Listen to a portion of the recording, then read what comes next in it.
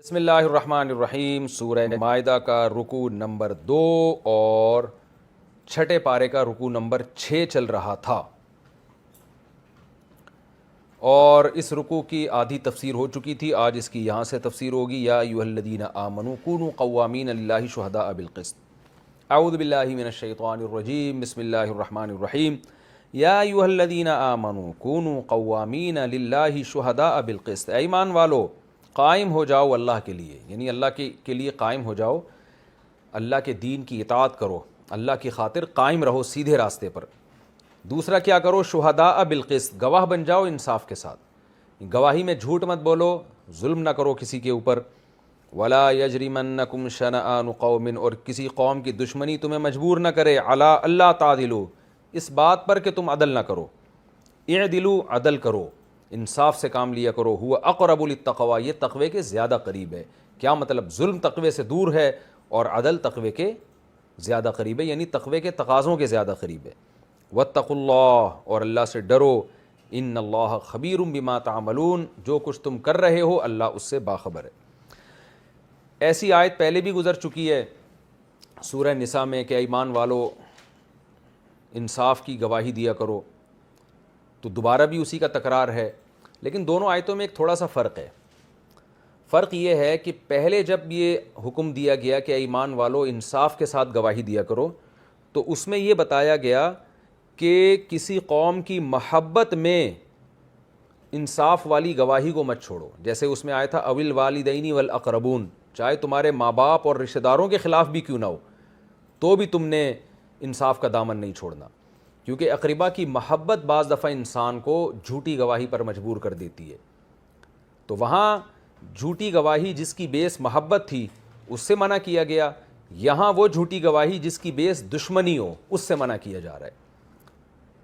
تبھی قرآن کہہ رہے ہیں کہ تم کسی قوم کی دشمنی میں ایسا نہ ہو کہ تم سچی گواہی چھوڑ دو۔ بعض دفعہ آدمی کو کسی سے ذاتی بغض ہوتا ہے، اس لیے وہ صحیح گواہی نہیں دیتا، بلکہ وہ اس کا صحیح گواہ بنتا نہیں ہے یا اس کے خلاف گواہی دے دیتا ہے، جھوٹ بول دیتا ہے۔ تو اس لیے دونوں آیتوں کا موضوع الگ الگ ہے، اور اس میں پچھلی آیتوں سے ربط کیا ہے کہ اللہ تعالیٰ نے کھانے پینے کے حکام کی حرمت بیان کی، جن کا کھانے پینے اور نکاح سے تعلق ہے، مادی ضرورتوں سے۔ پھر اللہ تعالیٰ نے احکام دیے ان معاملات سے جن کا اللہ سے تعلق ہے، جو وضو ہے نا، عبادت سے اس کا تعلق ہے، اللہ سے تعلق ہے۔ اب وہ حکام دیے جا رہے ہیں جن کا لوگوں سے تعلق ہے۔ آپ جھوٹی گواہی دیں گے تو لوگوں کے ساتھ ناانصافی ہوگی۔ تو ایک بڑی جامع آیت بن گئی ہے یہ، یعنی سورت جامع بن گئی ہے، جس میں اللہ کے حقوق، انسانوں کے مادی حقوق، روحانی حقوق اور آپس کے معاملات تینوں پر بحث ہو رہی ہے۔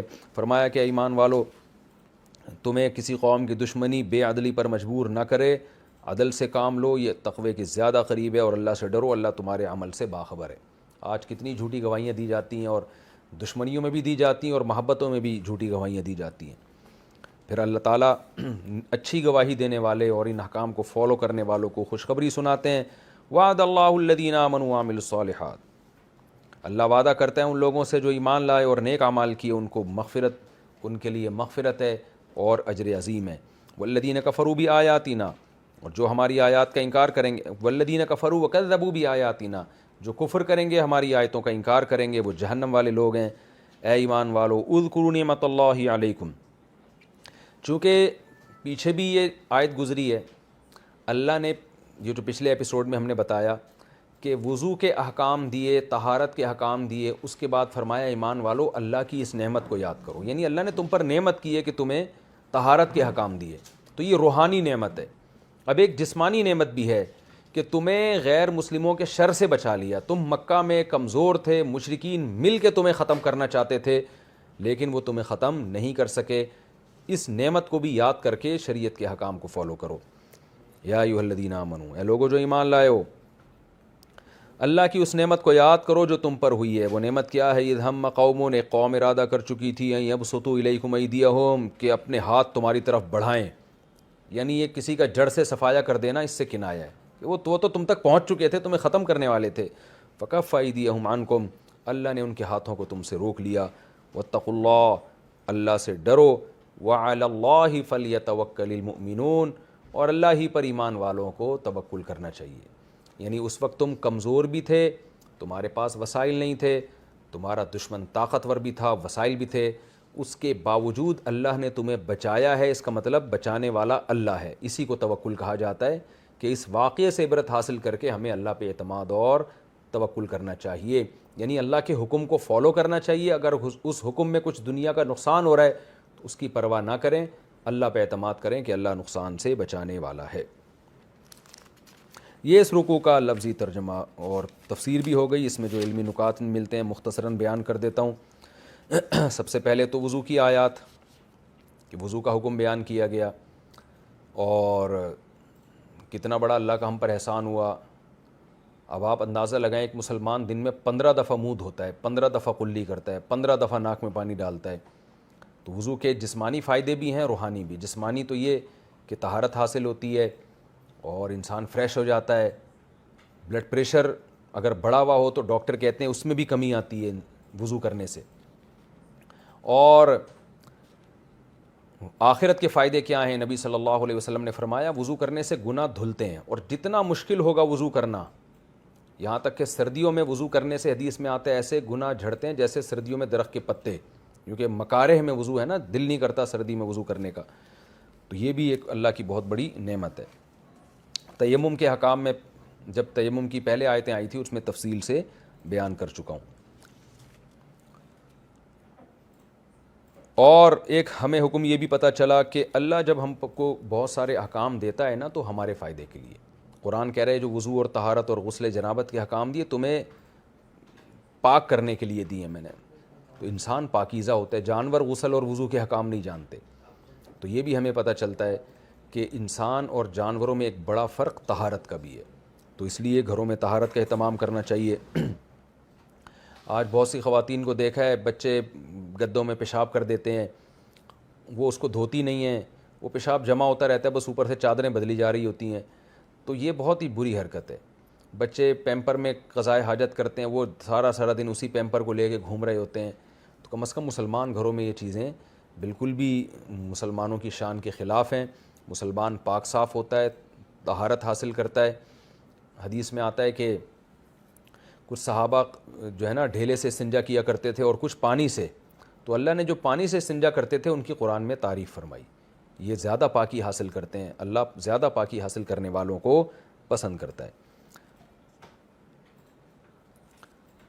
اللہ نے صحابہ کو فرمایا کہ اس نعمت کو یاد کرو جو اللہ نے تم پر کی اور تم سے ایگریمنٹ لیا. اسلام ایک ایگریمنٹ ہے. تو یہ صحابہ سے نہیں، یہ تو ہم سے بھی دیا ہے. ہم جب مسلم ہیں تو اس کا مطلب ہم اللہ سے ایگریمنٹ کر چکے ہیں کہ ہم اللہ کے ہر حکم کو فالو کریں گے.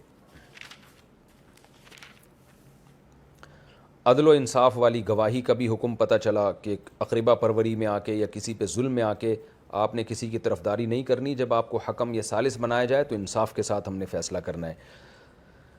اور یہ بھی بتایا گیا کہ اسلام کمزور تھا، اللہ نے اسلام کو غالب کیا. تو اگر کسی کو بھی دین پہ چلنا مشکل ہے، بعد میں اس کے لیے آسانیاں پیدا ہو جائیں تو اس پر بھی یہ آیت منطبق ہوتی ہے. اللہ تعالیٰ سمجھنے کی عمل کی توفیق عطا فرمائے. اب ہم اگلے رکوع کی طرف چلتے ہیں. سورہ مائدہ کا رکوع نمبر 3 اور 7 اب میں آپ کے سامنے پیش کروں گا. 3 سے مراد سورہ مائدہ کا رکوع نمبر 3 اور 7 سے مراد چھٹے پارے کا 7واں رکوع. حسب معمول اس کا سب سے پہلے لفظی ترجمہ ہوگا، اس کے بعد اس کی تفسیر اور یعنی ترجمہ گرامر کے ساتھ، پھر تفسیر اور پھر نکات. اعوذ باللہ من الشیطان الرجیم، بسم اللہ الرحمن الرحیم. وَلَقَدْ أَخَذَ اللَّهُ، البتہ تحقیق اللہ نے لیا. اخذ کا معنی لیا، اخذ کیا. میثاق بنی اسرائیل، بنی اسرائیل سے مضبوط ایگریمنٹ. وَبَعَثْنَا مِنْهُمْ، اور ہم نے بھیجے منہم ان میں سے 12 عشرہ کا معنی 10، اثنئی کا معنی 2، یعنی 12 کو کہتے ہیں 12 یا 12، 12 نقیب نگہبان. ہم نے ان میں 12 لوگوں کو نگہبان بنا کے بھیجا. وقال اللہ، اور اللہ نے بنی اسرائیل سے کہا انی معکم، میں تمہارے ساتھ ہوں. لئن اقمتم الصلاۃ، لام تاکید کے لیے ان کا معنی اگر اقمتم اصل میں تھا اقومتم، اکرمتم کی طرح، اگر تم نے قائم کیا نماز کو. وآتیتم الزکاۃ، تم نے دی زکوٰۃ. وآمنتم برسلی، اور میرے پیغمبروں پر تم ایمان لائے. وعزرتموہم، اور تم نے ان کو طاقت دی پیغمبروں کو. عزر یعزر تعزیراً، یعنی ان کو تم نے عزت یعنی قوت بخشی. وَأَقْرَضْتُمُ اللَّهَ قَرْضًا حَسَنًا، اور اقرض یقرض اقراضاً کا معنی قرض دینا. قرض اصل میں عربی میں کاٹنے کو کہتے ہیں، مقراض قینچی کو. تو قرض جو ہوتا ہے نا وہ مقراض محبت ہے، یہ کاٹ دیتا ہے. جب آپ کسی سے قرضہ لیں تو بس آپ بھی غائب ہو جاتے ہیں مارکیٹ سے، دینے والا آپ کے پیچھے پیچھے اور آپ آگے آگے، اس سے نفرتیں پیدا ہوتی ہیں. تو چونکہ یہ ہوتا تھا اس لیے عربوں نے اس عمل کا نام ہی قرض رکھ دیا. تو اگر لیکن اب قرآن میں جب یہ استعمال ہو رہا ہے تو جب بھی کوئی لفظ کسی بھی وجہ سے بنا ہو نا، جب بن گیا تو پھر اس میں اس کے اصل معنی نہیں دیکھے جاتے. وَأَقْرَضْتُمُ اللَّهَ، اور تم اللہ کو قرض دو، قرضاً حسنا، اچھا قرض.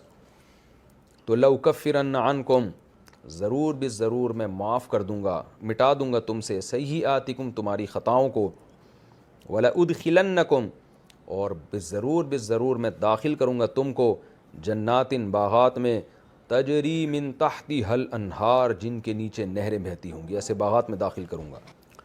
فمن کفر بعد ذلک منکم، پس تم میں سے جو بھی اس کے بعد کفر کرے گا، فقد ضل سواء السبیل، تو وہ سیدھے راستے سے بہت دور ہو گیا.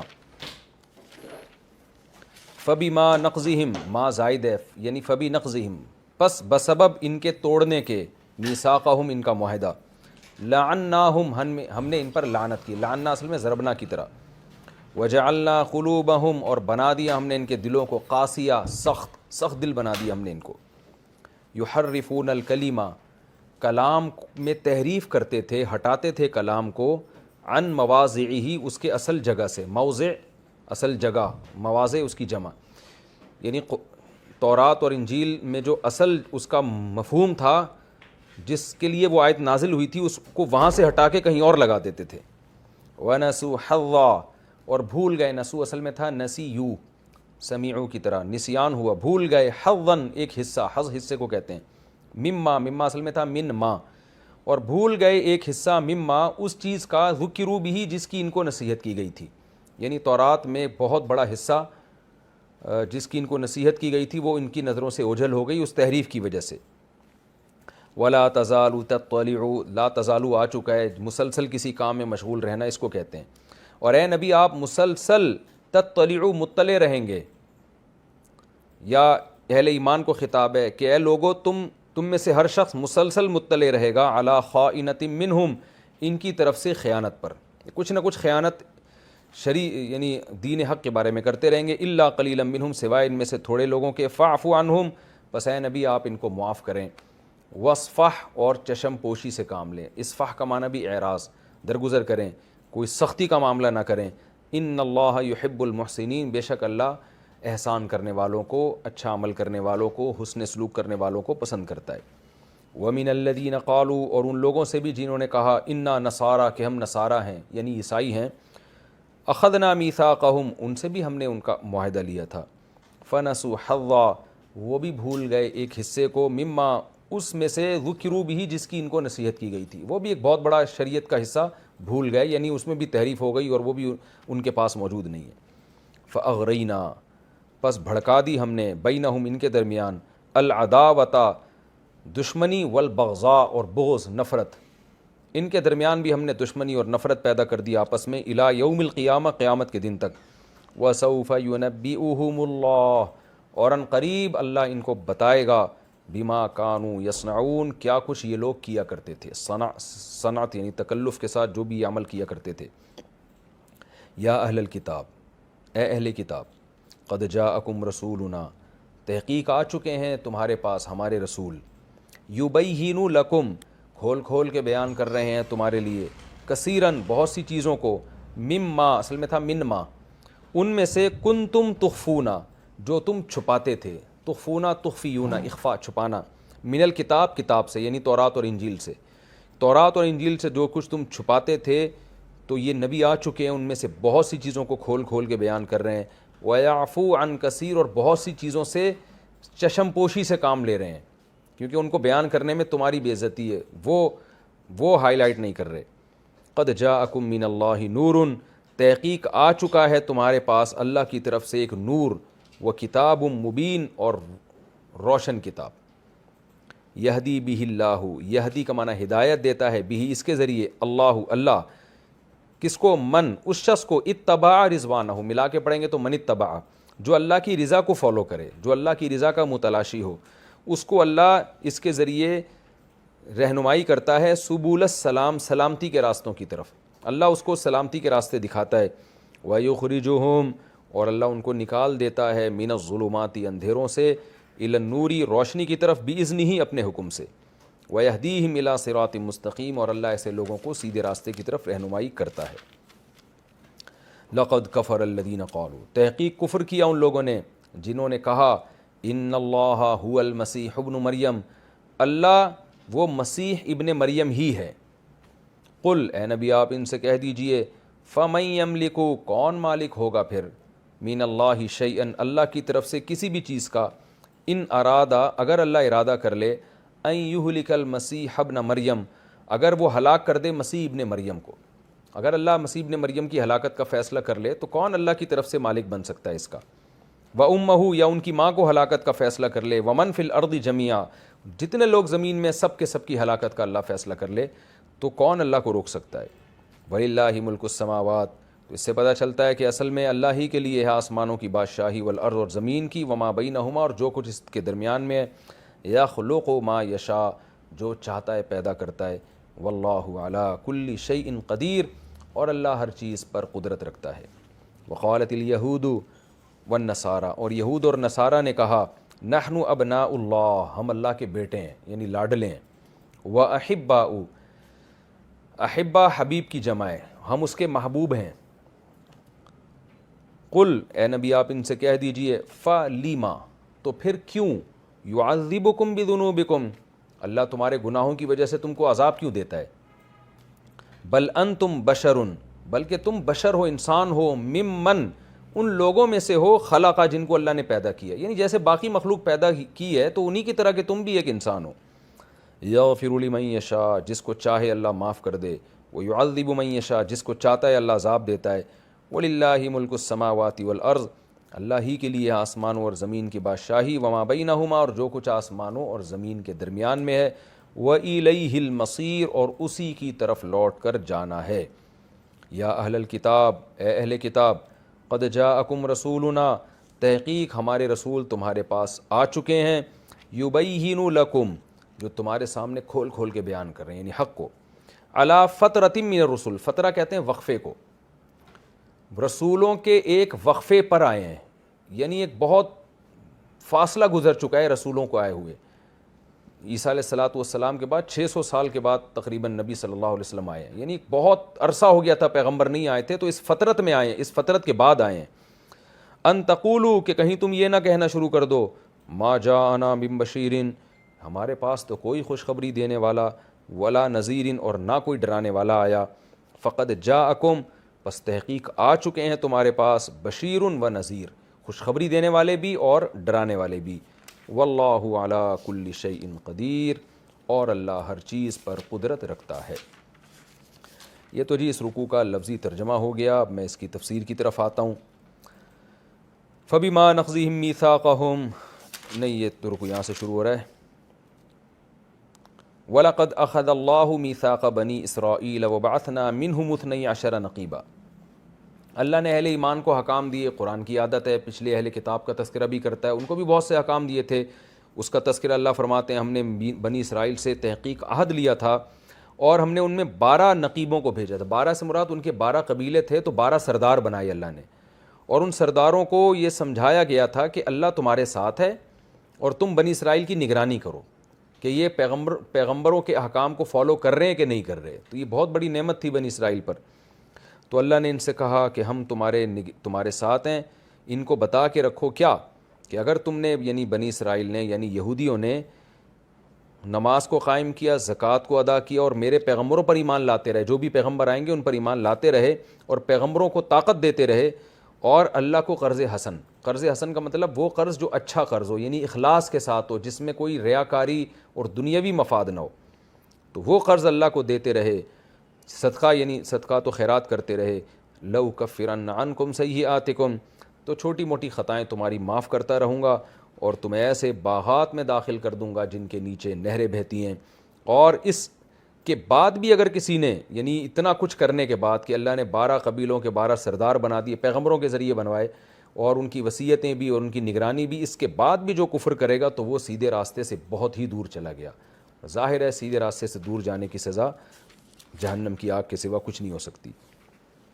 لیکن اللہ فرماتے ہیں فَبِمَا نَقْضِهِمْ مِيثَاقَهُمْ، ان کے ان معاہدوں کو توڑنے کی وجہ سے لعناہم، ہم نے ان پر لعنت کی، وجعلنا قلوبہم قاسیہ، اور ان کے دلوں کو سخت بنا دیا. اب یہ سختی نسل در نسل ان کے دلوں میں چلتی ہوئی آ رہی ہے، جس کی وجہ سے یہ اسلام کو قبول نہیں کر رہے. اور وہ سختی کا نتیجہ کیا نکلا تھا؟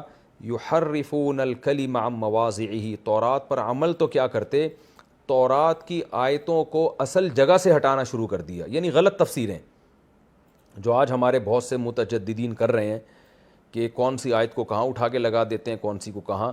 ہر آیت کا ایک مفہوم ہوتا ہے، اس کا ایک اصل مقصد ہوتا ہے، آپ اس کو اٹھا کے کہیں اور فٹ کر دیں تو یہ تحریف کہلاتی ہے. وَنَسُوا حَظًّا مِّمَّا ذُكِّرُوا بِهِ، اور اتنی بڑی تحریف کی کہ جو ان کو نصیحت کی گئی تھی اس کا ایک بہت بڑا حصہ بھول چکے تھے یہ، کیونکہ اب یاد ہی نہیں تھا پھر کسی کو، تحریف در تحریف کی وجہ سے. اور اے نبی آپ ہمیشہ ان کی خیانت پر مطلع ہوتے رہیں گے، آپ دیکھتے رہیں گے یہ معاہدے جو یہودیوں سے، بنو قریظہ سے، بنو نضیر وغیرہ سے معاہدے ہوتے تھے توڑتے رہتے تھے، آپ ان پہ ہمیشہ معاہدوں پر آپ خیانت پر مطلع ہوتے رہیں گے. مگر تھوڑے سے لوگ، ظاہر ہے تھوڑے سے لوگ ہر قوم میں اچھے ہوتے ہیں، فاعف عنہم، لیکن اب آپ نے ان سے لڑنا نہیں، قتال نہیں کرنا، آپ نے چشم پوشی سے کام لینا ہے اور اعراض کرنا ہے، کیونکہ اسی میں حکمت ہے. مسلمان اس وقت جنگوں میں مشغول ہیں مشرکین سے، یہودیوں سے بھی بھڑ گئے تو یہ اسباب کے خلاف ہے یہ لڑائی، تو آپ نے ان سے جو ہے نا اعراض کرنا ہے.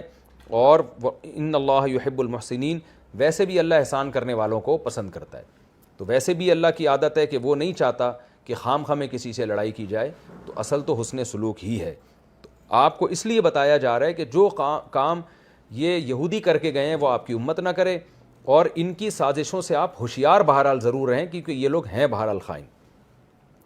یہود کے بعد عیسائیوں کا تذکرہ ہے. وَمِنَ الَّذِينَ قَالُوا، اور وہ لوگ جو یہ کہتے ہیں اِنَّا نَصَارَىٰ کہ ہم عیسائی ہیں، أَخَذْنَا مِيثَاقَهُمْ، ہم نے ان سے بھی مضبوط ایگریمنٹ لیا تھا، فَنَسُوا حَظًّا مِّمَّا ذُكِّرُوا بِهِ، وہ بھی ایک بہت بڑا حصہ اپنی نصیحتوں کا بھول چکے ہیں. آج بھی یہی دیکھیں عیسائیوں کے پاس حضرت عیسیٰ کی نصیحتیں ہی نہیں ہیں، احکام ہی نہیں ہیں، وہ سب تحریفیں ہو چکی ہیں. فَأَغْرَيْنَا، تو چونکہ انہوں نے حفاظت نہیں کی انجیل کی اور تحریفیں کرتے رہے ان کے جو مذہبی رہنما تھے لوگوں کو خوش کرنے کے لیے، تو اس کا نقصان یہ ہوا کہ جب اصل تعلیمات محفوظ نہیں رہتی تو پھر فرقے بننا شروع ہوتے ہیں.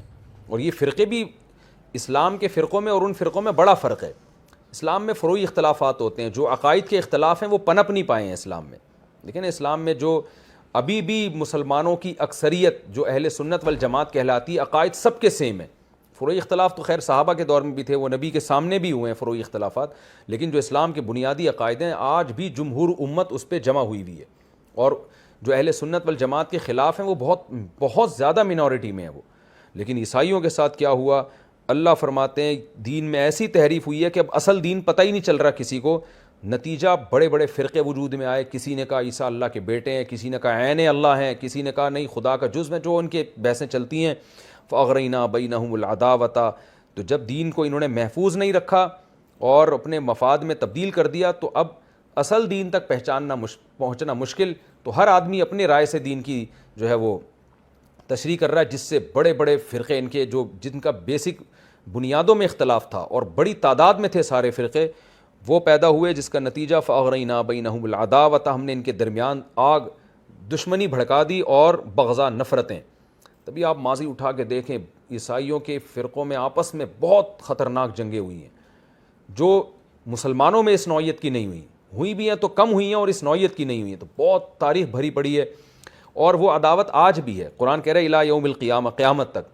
عیسائیوں کی ایک ریاست تھی، ایک حکومت تھی، مگر آج بہت سارے ملکوں میں تقسیم ہو گئے، سب کے مفاد ایک دوسرے سے الگ ہیں. جنگ عظیم میں دیکھیں عیسائیوں کے خلاف لڑتے رہے ہیں، جنگ عظیم اول میں بھی دویم میں بھی. تو وہ جو مذہب کی بیس پر ایک محبت قائم تھی، مذہب ختم ہونے سے وہ محبتیں بہرحال وہ ختم ہو گئیں. اسی کو قرآن نے دشمنی اور لڑائی سے تعبیر کیا ہے. تو الی یوم القیامہ وسوف ینبئہم اللہ بما کانوا یصنعون، اور اللہ عن قریب ان کے کرتوتوں کا بدلہ ان کو بتائے گا قیامت کے دن.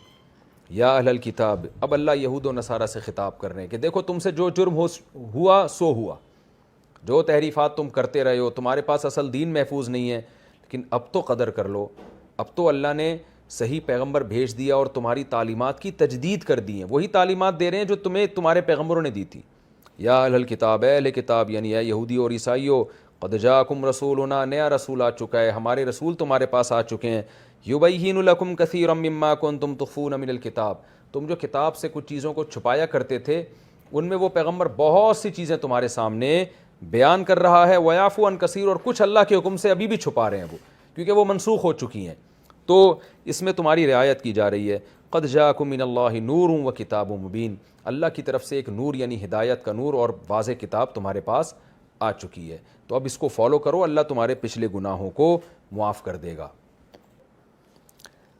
یہدی بہ اللہ من اتبع رضوانہ، اہل کتاب ہمارے پیغمبر آ چکے ہیں، اللہ کی طرف سے ایک نور آ چکا ہے، اور یہ پیغمبر جو چیزیں تم نے چھپائی ہوئی تھیں ان کو بھی ظاہر کر رہے ہیں۔ یہدی بہ اللہ، اس نور کے ذریعے اللہ ہدایت دے گا اس شخص کو جو اس کی رضا کا متلاشی ہوگا، تو اہل کتاب تم اللہ کی رضا کے متلاشی بن جاؤ تو تمہیں اس میں ہدایت ملے گی۔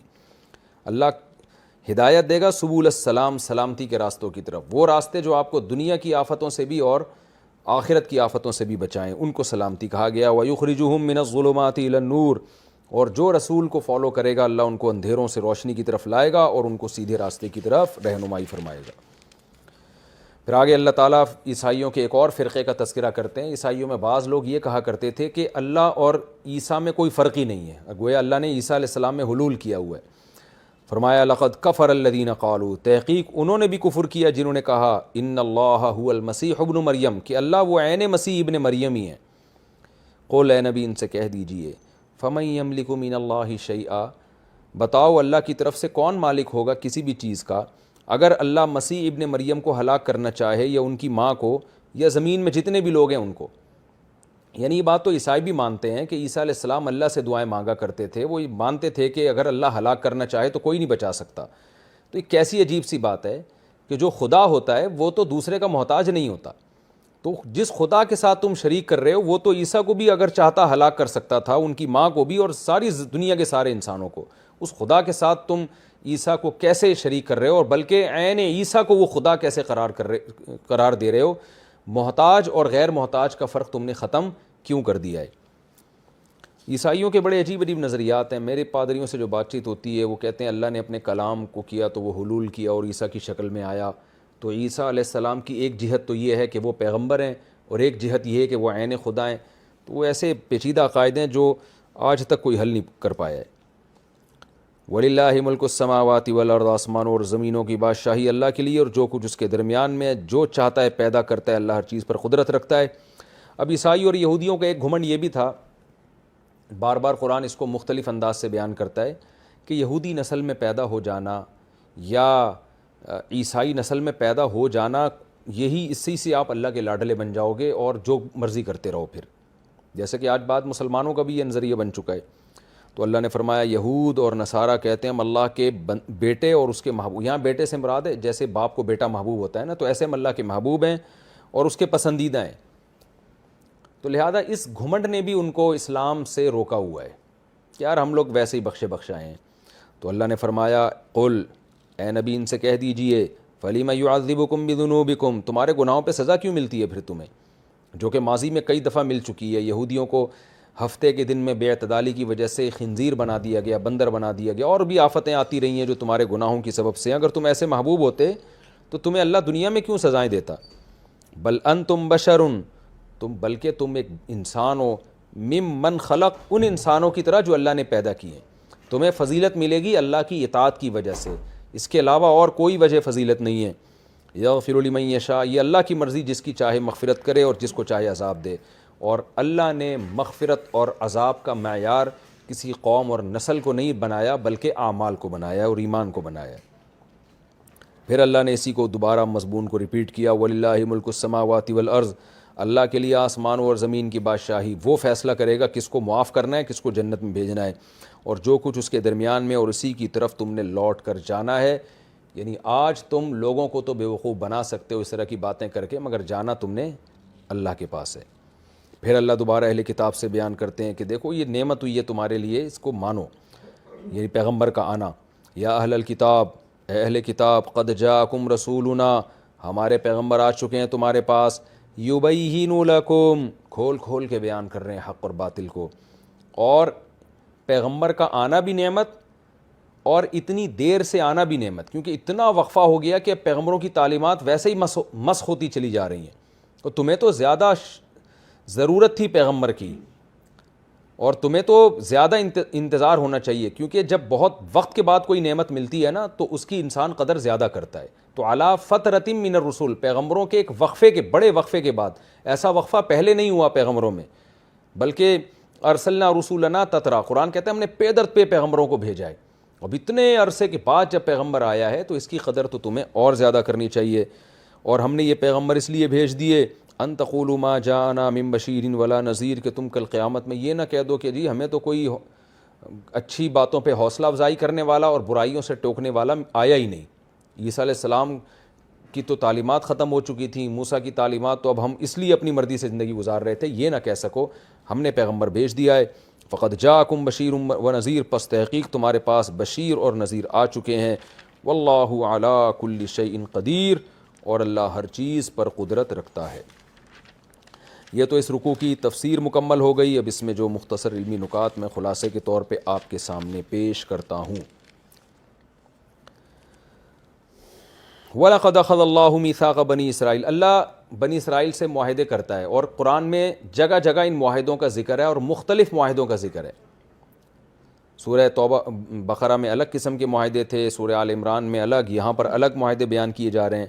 ان میں ایک یہ بھی ہے کہ ہم نے 12 ان پر سردار مقرر کیے تھے. تو اس سے پتہ چلتا ہے، اس نقطے کی بات یہ پتہ چلتی ہے کہ کسی جگہ اختلاف اور انتشار سے بچانے کے لیے کوئی حکومت کا نظام یا کسی کو حاکم بنا دینا یہ بھی اللہ کی ایک نعمت ہے. اور جس قوم کا کوئی حاکم نہیں ہوتا، کوئی ایک اتھارٹی نہیں ہوتی کسی کے پاس جس کے پاس پاور ہو، تو وہ پھر آپس میں لڑتے ہیں. تو اللہ نے لڑائی سے بچانے کے لیے اور شریعت پر چلانے کے لیے اور ان کو موٹیویٹ کرنے کے لیے سردار بنائے. یہ جو آج لوگ کہتے ہیں نا ہمیں کسی کی ضرورت ہی نہیں ہے انسانوں کی، ایسا نہیں ہے. ہمیشہ سے بڑے اور چھوٹے لوگوں کا فرق اللہ نے رکھا ہے. کچھ کو اللہ بڑا بناتا ہے، کچھ کو چھوٹا بناتا ہے، چھوٹے پھر ان بڑوں کو فالو کرتے ہیں. یہ ایک نیچرل سسٹم ہے جو ہمیشہ سے چلتے ہوئے آیا ہے. دوسری بات یہ کہ اللہ نے ان کو حکم کیا دیا تھا نماز قائم کرو، زکوٰۃ دو، ایمان لاؤ اور اللہ کو قرض حسنہ دو. تو ہر مذہب کی بنیاد یہیں سے شروع ہو کے یہیں پہ ختم ہوتی ہے کہ اللہ کی عبادت بھی ہو اور مخلوق کے ساتھ احسان ہو، یعنی مخلوق پہ صدقہ خیرات کیے جائیں، اور یہ اللہ ہی کو قرض دینے کے مترادف ہے. تو یہ دوسرے نقطے کی بات پتہ چلتی ہے. تو اہل اسلام کو بھی ان دو چیزوں کو فوکس کرنا چاہیے، نماز کو اور صدقات و خیرات کو زیادہ سے زیادہ.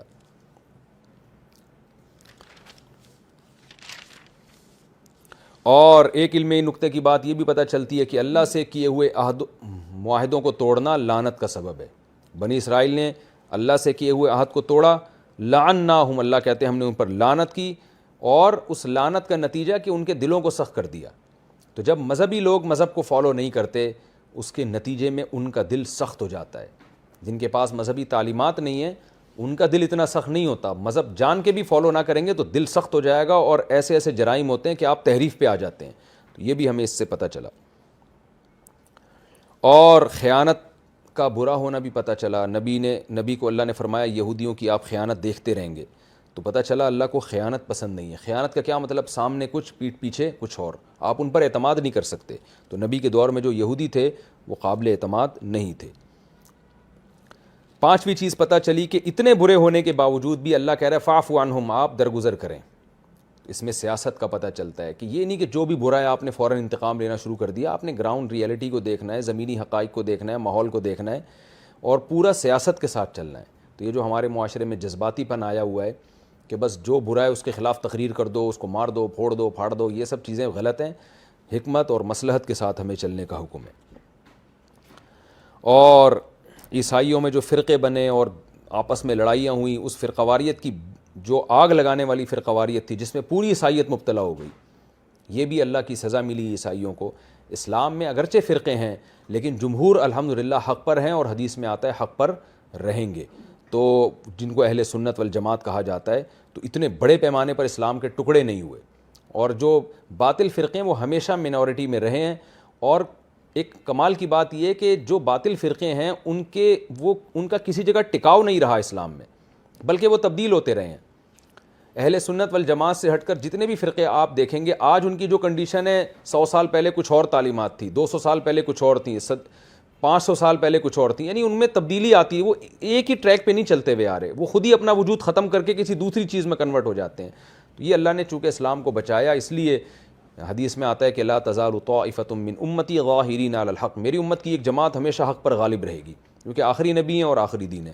تو عیسائیت میں ایسا نہیں ہوا, ان کی بیس ہی میں بڑی بنیادیں دراڑیں پڑ گئیں کہ کوئی کہتا تھا عیسیٰ اللہ کے جسم کا حصہ ہے, معاذ اللہ. کسی نے کہا کہ نہیں عین اللہ ہے, کسی نے کہا کہ اللہ کا جزو ہے, لیکن ایسا جزو ہے کہ اس کو الگ نہیں کیا جائے. عجیب عجیب ان کی تو تقریریں جو عیسائی کرتے رہتے ہیں. تو یہ اس کی بیس پر بہت بڑی تعداد عیسائیوں کی جو ہے وہ عیسائیت سے ہٹ گئی اور اتنے بڑے بڑے فرقوں میں تبدیل ہو گئی. اس کی بیس پر ان کی لڑائیاں ہوتی رہیں. تو یہ بھی اللہ کا عذاب ہے. تو آپس میں محبت یہ اللہ کی رحمت اور اختلاف یہ اللہ کی طرف سے ایک نقمت ہے. نقمت کہتے ہیں یعنی ایک مصیبت کو, ایک ہوتا ہے نعمت اور ایک ہوتا ہے نقمت, دونوں میں فرق ہے. ہمارے نبی کی شان بھی بیان کی گئی ہے کہ یہ نبی ایسے آئے ہیں جو تمہارے سامنے حق کو کھول کھول کے بیان کر رہے ہیں, جو ان کو فالو کرے گا حق اس کے سامنے کھلتا چلا جائے گا.